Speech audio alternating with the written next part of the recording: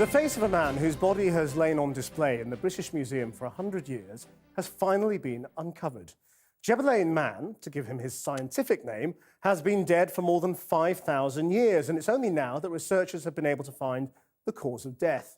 A new body scanning technique has unearthed clues from the mummified remains. Carl Dunan has been sifting the evidence. This is an old story. Although the mystery has only now been unravelled, Lain man lies curled up in the British Museum. He became affectionately known as Ginger, but he died and was buried in Lain in southern Egypt 5,500 years ago. It's probably one of the best mummies in terms of preservation I've ever studied. He was simply buried in a pit covered with sand, and the heat just removed all the moistures and prevented the body from decaying. But how he died was a mystery until researchers were offered the opportunity of a digital autopsy. They found that Lain man had been stabbed in the back.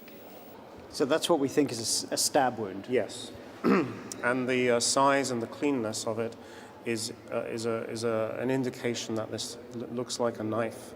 And then underneath, immediately underneath the bone is broken. You can see that the parts have been pushed inwards. So he would have had internal injuries as well? A little bit more than injuries. Basically, that would have actually gone into his lung and punctured his lung, and potentially also cut one of his arteries.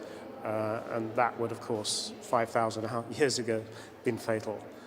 Researchers found no defence wounds, suggesting that Lain man may have been attacked by surprise. It's slightly sad, isn't it, even though it's very old? Yes, not only that, but he was a young man, and nonetheless, it's interesting to see such evidence of violence. On several aspects, there's a lot of art from that period that depicts a lot of violence. So again, it's interesting to see that it might have been quite a violent period of history just prior to the unification of Egypt. But who killed Lain man and why is lost in the sand, too far gone for even the sleuths of the British Museum to discover.